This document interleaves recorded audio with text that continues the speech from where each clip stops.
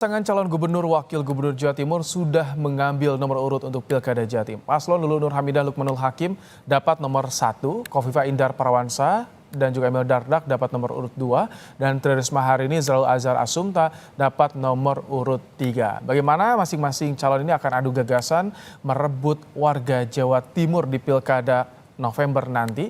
Sudah hadir untuk membahasnya di studio Kompas TV, pengamat politik dari Universitas Al-Azhar, Ujang Komarudin. Selamat petang, selamat datang di studio Kompas TV, Kang Ujang. Bang Baim, terima kasih. Baik, tadi kita menarik menyimak pengundian nomor urut Pilkada Jawa Timur, mirip dengan Pilpres konfigurasinya nih. Ini bagaimana Anda melihatnya, apakah ini bisa jadi faktor untuk memudahkan kampanye paslonnya atau seperti apa, Kang Ujang? Ya, kalau dilihat dari konstruksinya ya, pertama PKB kita tahu 1 ya, dipilihnya nomor 1, Caimin juga nomor 1 gitu.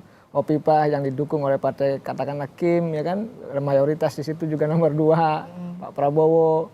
Bu Risma juga kan kita tahu bahwa didukung oleh PDIP yang itu ketika Pilpres juga nomor 3. Entah tahu ya apakah ini suatu kebenaran atau kebetulan. Nah, saya melihat bahwa ini menarik, pertama Bang Baim, bahwa di sana adalah ada sekandi-sekandi yang memang menurut hemat saya harus didorong. Siapapun yang terpilih nanti adalah memang betul-betul tokoh yang peduli terhadap masyarakat Jawa Timur. Kita tahu bahwa Jawa Timur adalah sangat religius, banyak pesantrennya di sana, bahwa pemilihnya kalangan Nahdliyin juga luar biasa besar.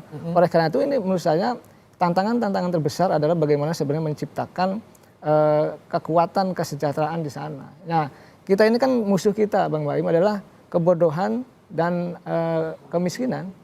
Jadi kita ini banyak masyarakat kita secara umum ya di Republik ini hampir 50% lebih bahkan kita belum lulus SMP. Oke, nah, itu jadi PR juga tentu calon pemimpin yang akan bertarung di Pilkada. Tapi sebelum membahas soal tadi strategi, soal kampanyenya nih, itu akan memudahkan tidak dengan nomor urut yang mirip, yang sama dengan Pilpres, konfigurasi parpol pendukungnya juga? Ya, itu menjadi poin yang sebenarnya tadi undian itu menguntungkan ketiganya, akan memudahkan bagaimana mereka berkampanye. Kampanye sudah mau mulai ini 2 hari lagi ya, kalau nggak salah tanggal 25 hingga tanggal 23 November nanti. Oleh karena itu saya melihat tadi ya keterikatan nomor urut itu dengan yang Pilpres yang lalu ini menjadi sebuah catatan memudahkan mereka berkampanye. Saya melihat begini, pemilih itu kan diingatkan dengan pikiran bawah sadar mereka. Ketika mereka 01, 02, 03, sekarang nomor 1, nomor 2, nomor 3 juga. Dan itu relatif ya, terkait ya dengan jadi ada terasosiasi otomatis gitu. Betul. Kepada Pilpres kemarin. Iya, mereka itu biasanya begini, sama ketika misalkan dulu Ibu Megawati mengatakan ketika pileg, wah nomor urutnya nggak usah dirubah. Itu kan ingin membangun bawah sadar masyarakat bahwa memilih tidak berubah spanduk, tidak merubah lain-lain. Nah ini sama, kebetulan bahwa yang diundi ya mereka terkorelasi dengan tadi nomor urut di Pilpres yang lalu. Oke, nah bicara soal peta kekuatan nih Kang Ujang, kalau misalkan ini yang satu DPR, yang satu Mensos, mantan wali kota Surabaya juga, yang satu petahana. Bagaimana peta kekuatannya nanti? Ya, saya melihat begini, semua ada plus minusnya. Tetapi kita bangga kepada partai politik yang sudah menghadirkan 3 serikandi yang punya kualitas dan kapasitas. Baik Mbak Lulu, katakanlah dari DPR, lalu Ibu Risma dari Menteri, dan Bu Khofifa yang incumbent, semuanya punya kualitas, semuanya punya kapabilitas, dan semuanya menurut saya punya latar belakang pengalaman politik. Sampaikan atau masih ada yang kurang nih soal komunikasinya menurut Anda? Ya, saya melihat ketiganya tentu akan memberikan program-program yang terbaik. Tetapi ada yang gini, misalkan incumbent mungkin lebih diuntungkan karena memang sudah lama bekerja gitu. Lalu ya Mbak Lulu mungkin diuntungkan juga karena DPR-nya. Bu Risma juga mungkin ada jejak-jejak investasi politik mungkin di Jawa Timur karena menterinya itu. Ya saya melihat bahwa ya tergantung nanti masyarakat Jawa Timur dalam konteks 2 bulan ke depan ya. Bagaimana sebenarnya kontribusi besar ketiganya dalam konteks bukan hanya memberikan visi misi, bukan hanya program, tetapi juga betul-betul mereka menyapa langsung door to door dari pintu ke pintu untuk bisa meyakinkan bahwa mereka lah yang layak untuk bisa dipilih menjadi calon gubernur dan wakil gubernur. Ya itu harus diyakinkan, karena bagaimanapun begini, ketika maju itu kan tidak dengan tangan kosong.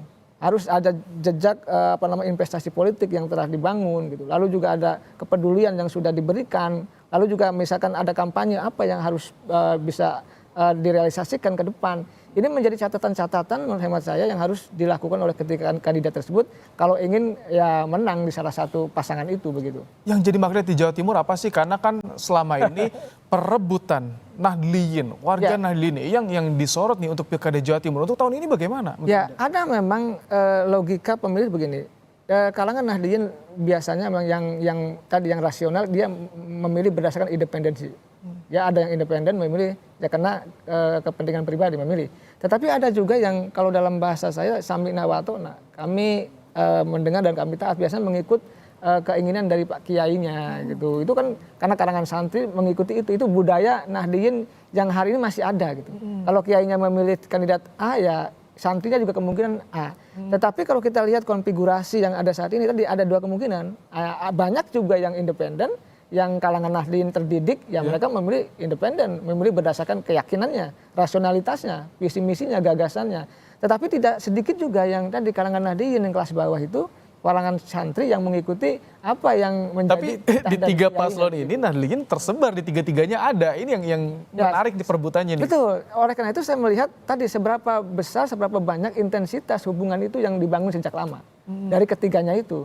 Siapa yang tadi lama membantu, lama berhubungan baik, ya lama sudah katakanlah berjejaring ya dengan kalangan Nahdliyin kelas bawah, ya itulah yang mungkin akan menjadi pertimbangan bagi pemilih untuk memilih salah satu di antara mereka itu. Kalau peta kekuatan berdasarkan basis wilayah kita kenal di Jawa Timur ada Are, Mataraman, Tapal Kuda, Madura itu berbasis wilayah yang itu perebutannya nanti bagaimana kira-kira akan sengit tidak Kang Ujang? Ya pasti, setiap wilayah punya karakteristik sendiri dan biasanya terikatan dari kekeluargaan, terikatan kelahiran, keterikatan ormas gitu, keterikatan misalkan berbasis kepada ikatan pesantren itu menjadi penting. Tapi saya bicara secara umum saja bahwa tadi bagaimana sebenarnya basis-basis kekuatan itu didekati ya kalau bahasa saya secara langsung, tidak menggunakan cara-cara misalkan menggunakan pihak lain atau menggunakan relawan dan lain sebagainya, tapi harus langsung betul-betul terjun sehingga apa? Sehingga mereka merasa peduli didatangi.